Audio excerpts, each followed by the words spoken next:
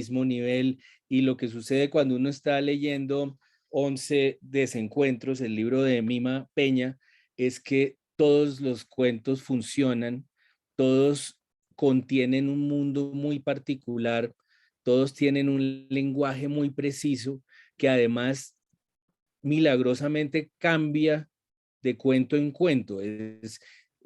Por supuesto, hay un estilo allí, hay una escritora con una voz, pero esa escritora sabe deslizarse de cuento en cuento y encontrar la jerga de cada personaje, las muletillas, el tono que requiere cada historia. Como decía Luis Daniel, me pareció un poco ofensivo con los abogados porque les sorprendió mucho y los abogados puedan tener humor, pero realmente son cuentos llenos de humor, con una, además, todos sabemos que para el humor se requiere buen oído. El humor tiene mucha relación con la poesía porque una palabra además puede dañar un chiste como puede dañar un verso, y hay una capacidad humorística en estos cuentos que es deslumbrante, es decir, sabe Mima parar la frase de donde toca y, y sabe envolverlo a uno, llevarlo de una orilla a la otra con una habilidad que es mi primera pregunta realmente. Mi primera pregunta sobre este libro de cuentos, que como dices el título, presenta 11 desencuentros, advierte que va a haber allí 11 desencuentros. Mi primera pregunta es, ¿cómo llegamos hasta aquí? ¿Cómo llegaste tú con tu recorrido en el derecho, pero también en la literatura, porque has sido profesora de literatura durante mucho tiempo? Últimamente has hecho un podcast que es magnífico sobre el cuento en específico. ¿Cómo llegaste a esta pues maravilla, esta estructura que funciona y este libro de cuentos en el que no pasa eso que estaba diciendo, que uno lee un cuentazo y luego como que descansa en el siguiente cuento? No, aquí se mantiene esa tensión de cuento en cuento. ¿Cómo llegamos hasta aquí? Y muchísimas gracias a ustedes dos por ser tan especiales. Lo primero lo que estabas diciendo, Ricardo, que como de dónde salieron los cuentos, no sé, digamos que el señor Suescún, que fue mi primer cuento y un personaje que ya quiero tanto, que siento como si existiera y fuera amigo mío, ese surgió hace rato. Y a partir del señor Suescún, yo veo cosas en la calle que me llaman la atención, oigo noticias, eh, no sé, son cosas muy bobas, muy insignificantes que después luego disparan un cuento y me encanta el género del cuento. Me dijeron que nadie leía cuentos, me dijeron en Colombia muy poca lee y cuentos sí que menos, pero tengo un amor al cuento y me parece que es como un shot, como que en muy pocas palabras tiene mucho poder y, y como que 2 días después o 2 horas después de que uno se haya terminado de leer un buen cuento, como que aún lo sacude. Y eso me parece espectacular de ese género, que es el cuento que me encanta. Ahora que hablas del señor Suescún, que es en el libro el último cuento, el cuento que cierra todo, y entonces uno piensa esa relación que hay entre un libro de cuentos y un disco de canciones. Quiero decir, cómo se pregunta un músico el orden en el que pone las canciones, que afecta pues la experiencia de escuchar el disco, y cómo piensa un cuentista en qué lugar va cada cuento. A mí eso siempre me ha parecido muy interesante, y me parece definitivo que el señor Suescún sea el último cuento, y me sorprende que haya sido el primero porque realmente en ese primer cuento se ve un gran dominio de la forma.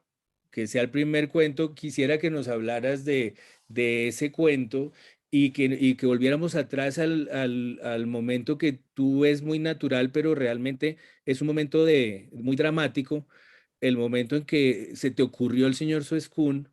¿Qué estabas haciendo? ¿A qué te dedicabas en ese momento? ¿Por qué de pronto este señor Suescún te dejó para siempre en estado de alerta y empezaste a ver cuentos por todas partes? ¿Cómo fue ese momento? ¿Qué estabas haciendo cuando se te ocurrió ese primer cuento? Pues ese, pero claro que es trampa lo que dije, porque aunque fue el primer cuento, realmente también fue el último, en el sentido que ya le eché una corregida al final y hubo muchos cambios. Entonces fue el primero, pero también fue el último. Eh, y Sí. ese surgió, digamos yo, eso fue hace muchos años, yo era chiquita y mis papás tenían unos buenos amigos eh, y el señor enviudó. Llevaban casados muchos años y la mujer se murió y yo me acuerdo que mi mamá alguna vez le preguntó al señor que cómo estaba. Y él, eso yo nunca conocí a esta persona, pero oí que el señor había dicho que él se sentaba todas las noches a ver el noticiero y que esperaba que llegara su señora a acompañarlo y que no llegaba y que por instantes se le olvidaba que se había muerto y que no iba a ver el noticiero con él y todos los días se le olvidaba y se volvía, pues era un momento muy triste. Entonces, eso de estar en el sillón esperando a la señora que ya no va a llegar, fue como la semilla de donde surgió el señor Suescún.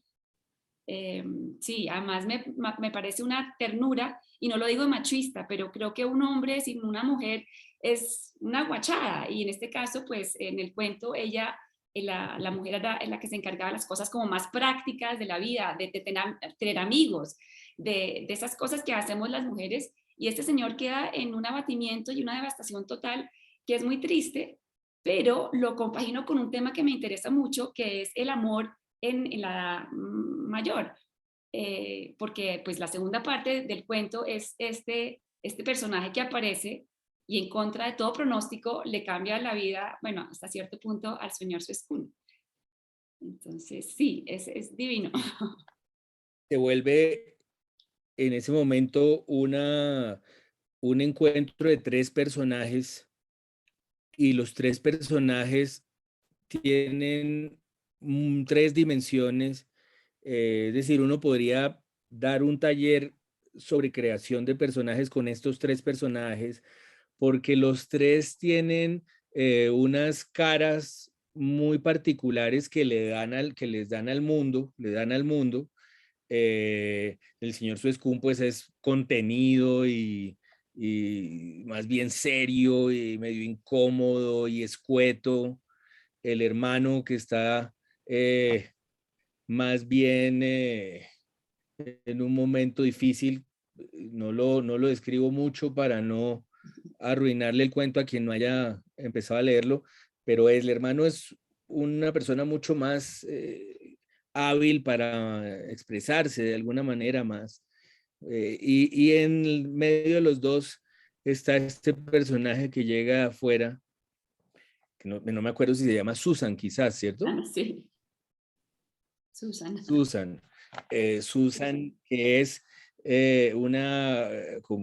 casi un extraterrestre, pues, para este mundo tan diferente y llega a removerlo todo. Me voy hacia la pregunta de cómo construir personajes, de cómo eh, hablabas de que se te ocurrió hace ya varios años, pero que lo seguiste trabajando.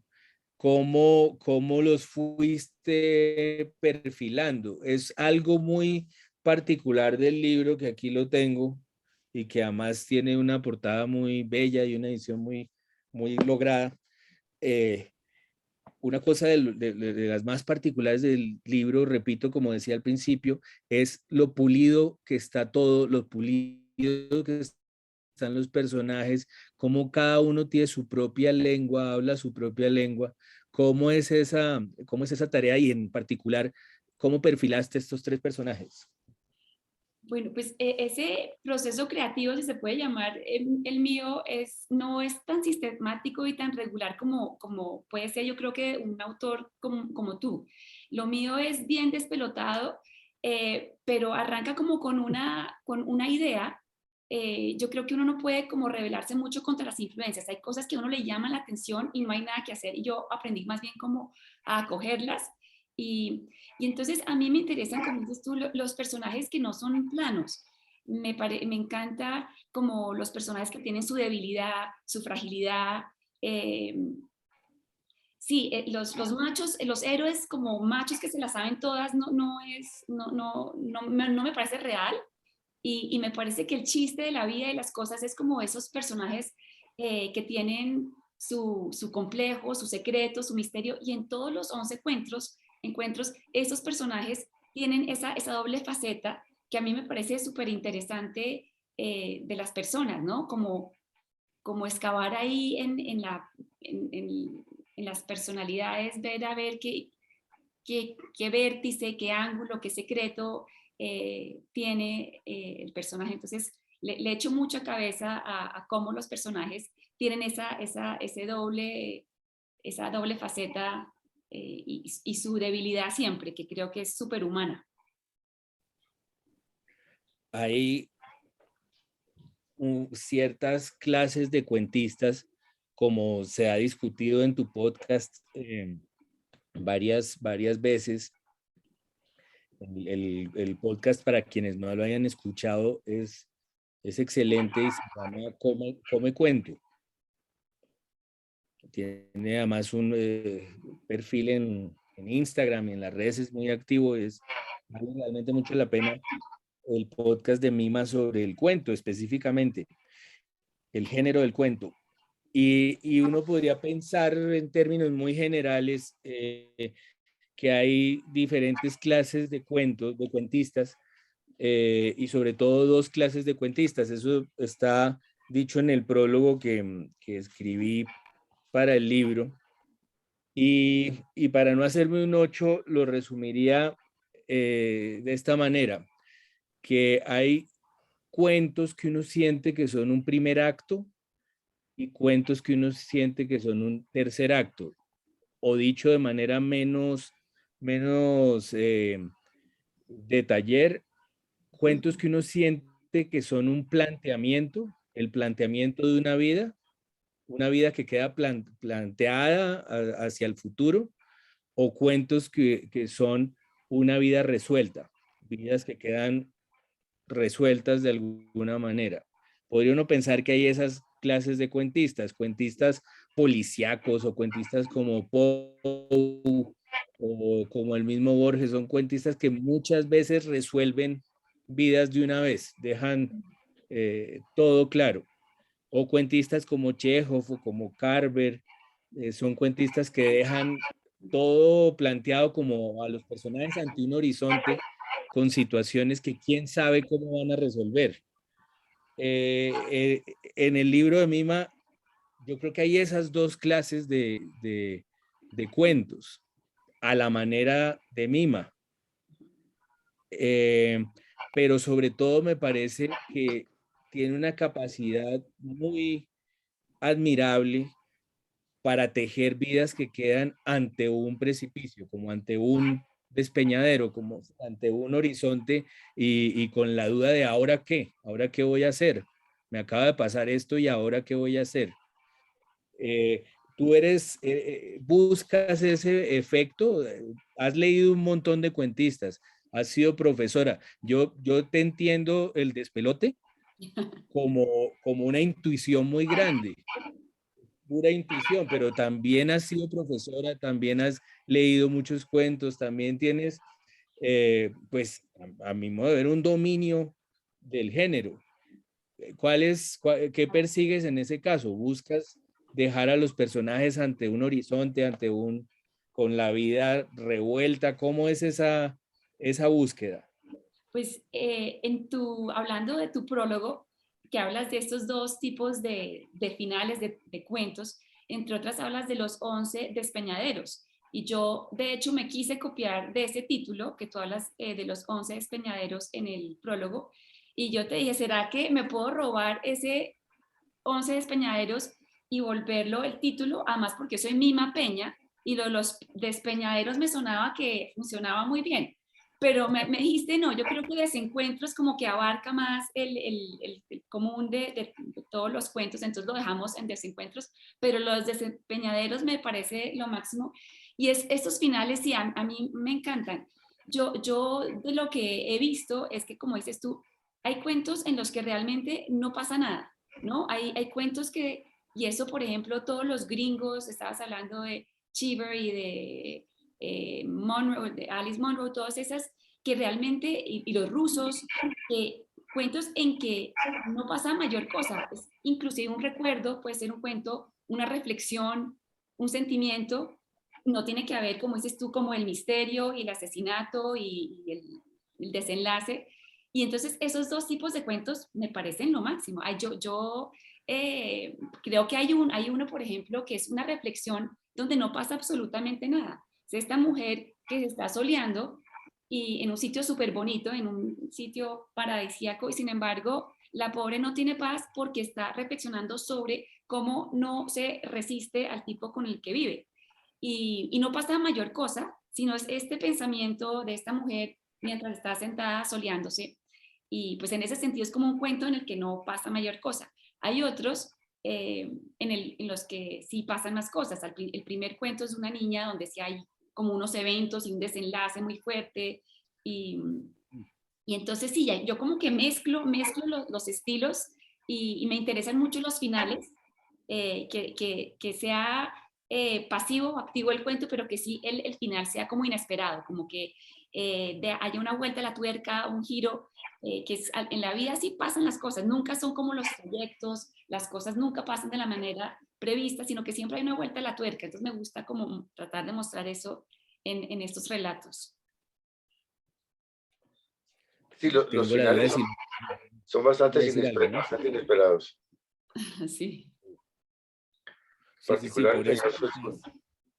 quizás la palabra desencuentros sí resumía mucho, mucho, mucho mejor lo que hay allí, porque incluso el cuento que mencionas, la reflexión de esta mujer asoleándose, que no sé si ese es baño vespertino, tal vez, sí, ¿es ese sí, cuento? Sí, sí, ese me encanta y es igual lo que está sucediendo allí es un desencuentro, así sea mental más que material lo que está sí, pasando. sí, sí, tienes razón. Y ella no tiene paz, pero es puro Eh, pensamiento. Sí, sí, sí, sí. Pues en medio de todo, ya hemos señalado una característica pues muy clara en los cuentos y es una capacidad de entrar en diferentes mundos, en diferentes personas de cualquier género, eh, una lucidez o una capacidad muy interesante para articular las trampas mentales de las personas, las lógicas, los laberintos mentales en los que se mete todo el mundo. Un ejemplo que a mí me gusta mucho es el cuento que se llama Un beso, que es toda una fantasía que se quiere llegar a poner en escena y sucede mentalmente, pero en la realidad es otro lío. También es un tema del libro, esa distancia entre lo mental y lo real. sí, Em, pero en medio de todo esto, de estos personajes que se pueden dar el lujo de tener líos mentales, de hacerse trampas mentales, hay un cuento que pone todo en perspectiva y nos recuerda que los personajes han tenido muchas, pues sí, muchas trampas mentales. Y es un cuento que se llama Alguna otra cosa. ah, sí, sí.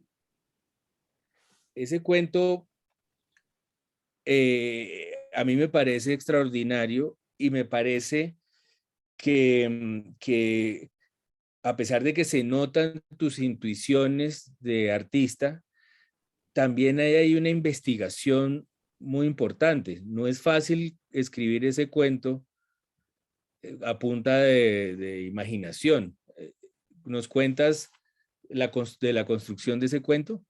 Sí, sí, y yo tuve mucho cuidado como porque yo meterme como en la voz y en los zapatos de una persona que ha sufrido lo que sufren este tipo de personas en Colombia, me parecía súper delicado, porque una cosa es inventarme al señor Spescún y otra es meterme con la vida como de estas personas de carne y hueso que la ven tan dura en este país.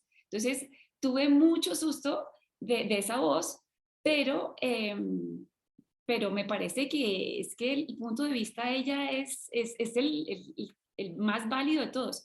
Ese surgió, yo trabajo en medio ambiente y en un proyecto que se hizo pues además, en el Chocó, conocí a una persona, una mujer en un pueblo del Pacífico y estábamos presentando el proyecto, hablando con ella, con la comunidad y en algún momento ella se levantó de la mesa, se puso furiosa, súper molesta, irritadísima, porque alguno de nosotros estaba con su celular tomándose unos selfies con sus hermanos.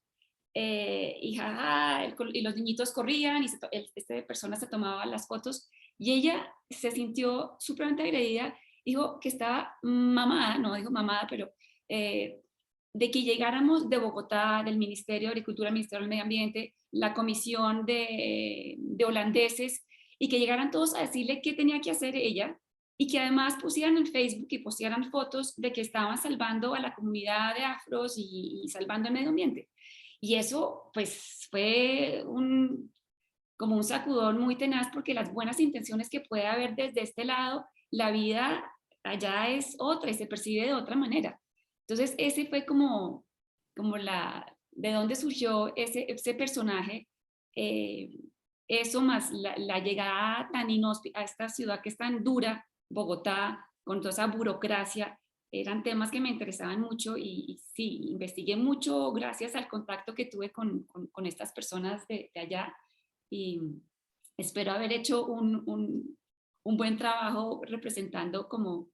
Y tampoco quisiera que ella fuera, no quería que ella fuera víctima, ni buena ni mala, porque de nuevo no me gustan como los blancos y los negros, sino como los grises, ¿no? No se trata que hay buenos y hay malos, sino toda esa complejidad de los grises me parece súper interesante, porque no quería que fuera una santa tampoco esta mujer y los malos los otros, sino me parecía interesante como esos grises ahí, donde no es claro, eh, robarse un celular pues está mal, pero dentro de todo el cuento creo que está bien, no sé.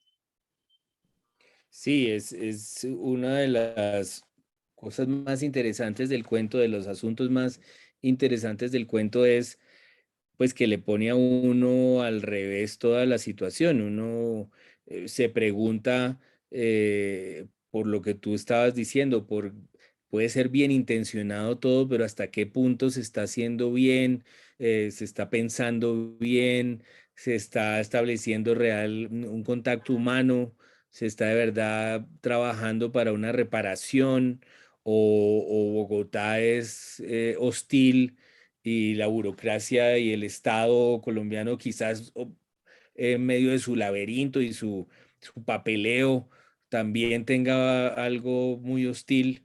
Es impresionante. Es decir, yo lo había oído, lo había leído en algunas columnas de opinión, esa idea de lo duro que es entrar al Estado colombiano, reincorporarse, o lo había visto pues en muchas historias la llegada a una gran ciudad como es de dura y más después de un desplazamiento y en investigaciones y en informes de memoria histórica sobre el desplazamiento yo pues lo había visto, pero creo que como tú lo presentas, como tú lo cuentas, se comprende por fin, uno comprende qué es pasar por eso, que es lidiar con esas preguntas. El cuento además tiene como título una pregunta, ¿alguna otra cosa? ¿Qué más quieren Sí, para graduarme de ser humano, más o sí, menos? exacto, sí. Sí, ¿qué más me tiene que pasar? Y sí, y yo no quería entrar en el proceso de paz ni eso, pero es que realmente las personas que no sufrieron, que no estuvieron involucradas directamente, han sido súper perjudicadas. Y pues estas personas no están en el panorama de nadie, y una cantidad de colombianos no participaron directamente ni de un lado ni del otro, y sin embargo la sufrieron y la siguen sufriendo, y no están en el panorama de verdad de una reparación o de nada, están un poquito en el aire, y es muy triste y es muy grave. Sí, y algo que acabas de decir me parece también muy importante, es, no es un cuento discursivo, este cuento no es un alegato, no es una diatriba, no es un texto de opinión, es un cuento, es un cuento con un personaje fantástico, maravilloso, que nos hace comprender emocionalmente esa situación. Ahí no se está diciendo si el proceso va bien, va mal, cómo se hizo, qué se dijo, no hay nada, es el hecho de que hay un proceso y unos caminos de ese proceso y qué sucede realmente cuando alguien sigue ese camino. Eso es lo que es más interesante. Sí, sí, difícil, sí. Y traté de mantener la neutralidad para enfocarme la historia de esta mujer, sí. Sí, sí, la historia de la neutralidad es clarísima y le recuerda a uno que la literatura es una, sí, una tierra de nadie, un lugar en el que las agendas políticas o ideológicas no aplican, no, realmente lo que importa allí es lo humano Exacto, y ese cuento es un recordatorio de eso. sí. Algo parecido a lo que dices sucede en otro cuento que se llama el de Caracas. Bueno, sucede Sí, se en- llama Vamos a comer ponqué, se llama. gracias, vamos a comer ponqué. Y es también, yo vivía en Caracas ese día, que esto es un día específico, no sé si ustedes se acuerdan, pero hubo un intento de golpe de Estado a Chávez. No funcionó, pero Carmona alcanzó a ser presidente un día y no funcionó. Pero digamos que toda esa como incertidumbre, esa zozobra que causa la inestabilidad política, era como el trasfondo del cuento que yo quería como plasmar ahí, que es como esa angustia y cómo el miedo lo viven los pobres de una manera diferente a cómo lo viven los ricos. Y también quería como resaltar, sin meterme mucho en eso, también como esos diferentes, son como castas en nuestros países latinoamericanos, las diferencias sociales. Quería como mencionar eso sin que fuera un discurso, pero quería como hacer, recalcar ese tema de estas castas que tenemos en nuestros países. Yo creo que más marcadas en Latinoamérica, existen en todos lados, pero creo que en Latinoamérica es súper evidente, y quería mostrar eso, que esa relación entre personas que son de diferentes clases sociales, y cómo viven ese miedo, esa situación política, pues a cada uno lo afecta de una manera diferente. Sí, ese cuento es un otro ejemplo de la capacidad como del buen oído, de la capacidad para adaptarse a una lengua diferente, pero recrearla, ese mundo de Venezuela. Y también es un ejemplo bueno de cómo tú llevas los cuentos hacia esos precipicios y allí quedan los personajes ante esos horizontes y uno se pregunta, bueno, ¿qué será de ellos de aquí en adelante? Y aquí la imagen es súper poderosa, que es la imagen que se anuncia desde el título, el vamos a comer ponqué,